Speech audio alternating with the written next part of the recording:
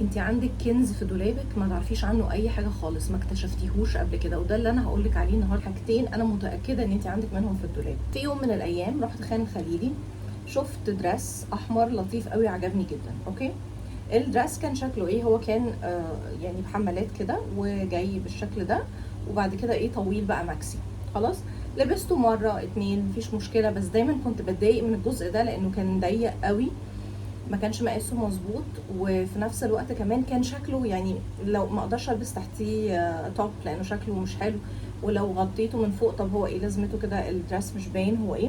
فالمهم لبسته مرتين ثلاثه كده وبعدين ركنته. وقبل دخلة الصيف دي طلعت كل الحاجات اللي عندي في الدولاب، عملت لها دي كلاترينج، وقررت ان انا في جزء كبير منه هبيعه وهستفيد بفلوسه. هعمل لكم فيديو عن قصه بيع الملابس دي، هقول لكم التجربه بتاعتي كانت تجربه لذيذه جدا جدا. هقول لكم انا عملت ايه وكل حاجه، وهقول لكم كسبت كمان كام، والتفاصيل دي كلها في فيديو جاي. المهم انه طلعت كل الحاجات اللي عندي اللي هلبسها واللي قلت ان انا هعدل فيها واظبطها واقدر استفيد منها طالما القطعه عجباني، لونها موديلها مناسب بالنسبه لي. اوكي مفيش اي مشكله. ايه يعني فكرت انه يعني ممكن ابقى كرييتيف شويه كده واطلع منها فكره حلوه. فكانت الدرس ده وحولته لسكيرت. ايه اللي انا عملته؟ بصوا هو في زي قصه من تحت كده، فانا بحب شكله جدا وبحب لونه قوي. فايه اللي انا عملته؟ هو ان انا جيت الجزء ده كان الجزء اللي هو من تحت الصدر على طول، فجيت قصيت كل المنطقه اللي هي اللي فوق دي ووديتها عند الخياطه ركبت لي فيها استك. بس ده كل اللي حصل، وبقى عندي سكيرت لذيذه جدا. لو نزلت اشتريتها من اي مكان هجيبها برقم وقدره، لكن الحمد لله قدرت ان انا من اللي موجود عندي في الدولاب اعمله اب سايكلينج كده واخليه ايه اقدر ان انا استفيد منه. فدي اول قطعه. تاني حاجه بقى دي انا مش عارفه انتوا شفتوا الفيديو ولا لا، بس دي بجد انا مبهوره بيها، انا عجباني قوي الفكره. لان دي كانت حاجه وبقت حاجه تانية تماما.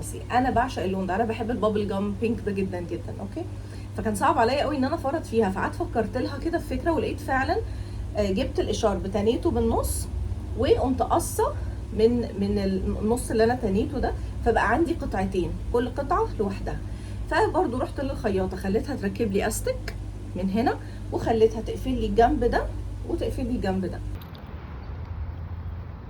بس. وبقى عندي سكيرت لطيفه قوي شكلها لذيذ جدا، ما كلفتنيش حتى 50 جنيه. هي شفافه، نسيت اقول لكم القصه دي، هي شفافه فانا بلبس تحتها زي اندر سكيرت كده لونها بيج، فما بتبانش خالص، ما بتاثرش على لونها ولا اي حاجه، وما بيبانش خالص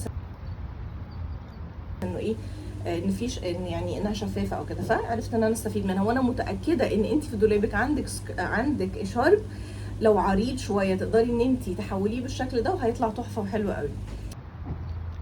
فقلبوا كده في الدولاب بتاعكم هتلاقوا اكيد كنوز انتوا مش داريين عنها.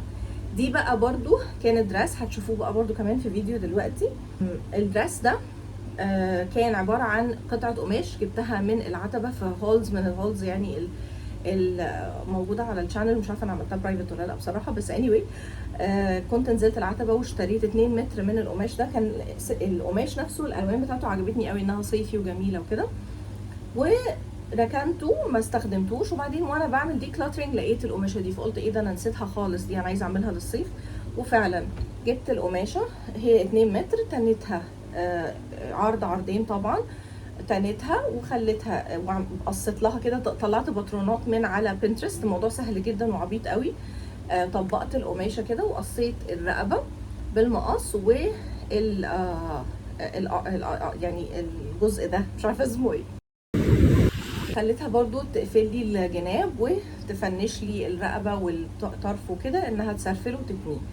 بس الموضوع كان بسيط جدا. القماش ده تقريبا كان مكلفني المتر كان ب 75 جنيه، يعني القماش ده كله على بعضه كان ب 150 وهي خدت 100 في القصه دي، فدراس كامل ب 250. ومش بس كده، كمان عملت معاه بيلت قصيت منه قبل ما اخليها تقفل لي، يعني كنت قصه بالطول كله، كنت قصه قطعتين كده عشان اقدر ان انا اعملهم حزام والف اعمل ستايلنج بقى زي ما انا عايزه، اضيقه او اوسعه ايا كان بقى ايه، وخليته طويل شويه عشان ممكن يلف معايا مرتين او كده. ايه تاني؟ ده كان عندي، دي كانت بلاوز عندي بس مقلوبه محتاجه ان انا اعدلها. دي كانت بلاوز عندي برضو، كنت جايباها من فتره طويله. لو الباتر يالو ومش عارف ايه، طالع موضه قوي، بس مشكلتها معايا انها كانت طويله. ليه بقى؟ يعني بالنسبه للناس فكره انها طويله دي حاجه كويسه عشان ممكن يلبسوها على بانتس او كده، بس انا بالنسبه لي كنت حاسه ان الاصفر كتير قوي، يعني اللون فاقع قوي بزياده، في فكره انه كل ده ويبقى كمان طويل لغايه الركبه كان كتير جدا. انا لبسته مره او كده بس ما حسيتش ان انا مرتاحه قوي فيه، فخليتها يعني انا الاول قصيته وخليتها هي تتنيلي الطرف. وممكن ما تقصوش انتوا كمان، ممكن انتوا بس تودوه وتقصروا لو عندكم بلاوز طويله حاسين ان هي تو ماتش او مشجره مثلا بزياده عن اللزوم او لونها فاقع او كده، قصوها وهتطلع معاكم بلاوز لطيفه ممكن تلبسوها على سكيرت. اللي بعد كده بقى الحاجات القويه بقى اللي بعد كده، ده انتوا شفتوه خلاص في هول قبل كده. بصوا بقى، اكتر حاجه انا متحمسه لها كانت السات دي. تقريبا انا اللي عاملاها كلها كامله لوحدي يعني، فمبسوطه جدا بيها. هي عباره عن ايه؟ عباره عن راب سكيرت، هتشوفوها بقى كده. اوكي، هي سكيرت وبتتلف كده حوالين الوسط، وليها 4 حزمه بتتربط من ناحيه وبترجع تتربط ناحيه تانية. هوريها لكم في فيديو، يعني في الفيديو ده هتشوفوا كده ايه، هتشوفوا الستايلنج بتاعها وانا لابساها.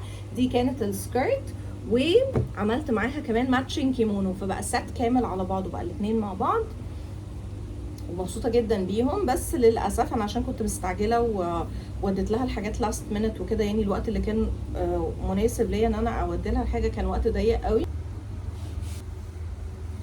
فكنت عامله كمان حزام للكيمونو اللي فوق ده، بس للاسف ضاع عندها في المشغل، فخلاص مش مشكله، لبست عليه بقى ايه الحزام بتاع شيئين اللي انتوا شفتوه.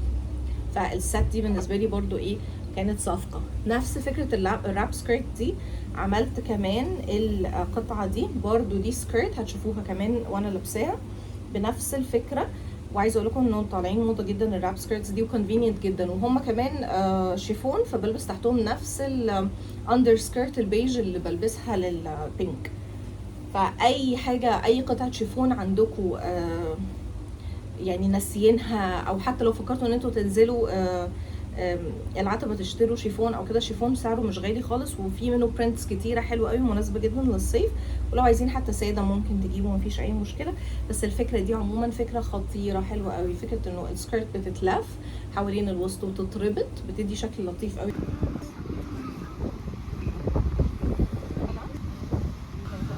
كمان كانت قطعه تانية. انا حتى كل ما اروح مثلا معرض زي LA ماركت او كده والف فيه، وبعدين اقول ايه، طيب دي حلوه بس انا ممكن اعملها، دي حلوه بس دي سهله قوي تتعمل. ففي الاخر قلت لا، انا لازم اطلع بقى الطاقه اللي عندي دي في القصه دي.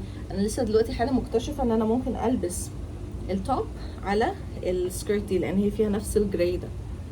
بصوا، فالاوبشنز بقى بالنسبه لكم ماتش لما تجيبوا القماش وتفصلوه، لسبب لانه انتوا اللي بتختاروا الالوان اللي عاجباكم واللي انتوا حاسين ان انتوا شكلكم حلو فيها وشكلكم مميز فيها. ف somehow بطريقه ما هتلاقوا الدولاب بتاعكم كله شبه، يعني قطع كلها تتماشى مع بعضها، مش هتحسوا ان في حاجه شاذه عن حاجه، حاجه بعيده عن حاجه. ليه؟ لانه في الاخر كله ذوقكم، اللي تحسوا ان انتوا تقدروا ان انتوا يعني تكيب ات سيف، ان انتوا تشتروا الحاجات كلها ساده مفيش فيها برنتس. بس لو فكرتوا ان انتوا تلبسوا برنتس او كده، انصح ان انتوا تفكروا ان انتوا تخوضوا تجربه التفصيل. ليه؟ لانه لما تشوفوا القطع في حاجه هتجذبكم ليها. توب برضو زي يعني مش كيمونو، بس هو توب، والوانه كانت عجباني جدا. بالمناسبه القماشات دي كلها، بس عايزه اقول لكم على حاجه، انا كنت شارياهم من فتره طويله جدا جدا جدا، وسبحان الله ده جه وقتهم ان انا البسهم. فهو ده توب كده صيفي لطيف كده وخفيف جدا، بلبس تحتيه برضو بيسك توب كم كده، وعلى بانتس هتشوفوه برضو، وليه حزام برضو بيتربط وبيبقى شكله تحفه حلو قوي، لونه كده لايت بلو لذيذ جدا.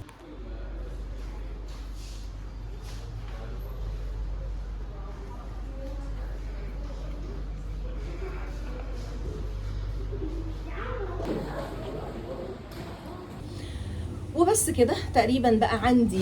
انا قعدت حتى كتبتهم بعد اما يعني خلصت الكلام ده كله. في قطعه واحده بس انتوا ما شفتوهاش، قطعه شتوي، كان برضو قماشه عندي كانت سويد زي الجلد المقلوب، عملتها سكيرت برضو للشتاء، بس طبعا ده مش وقتها.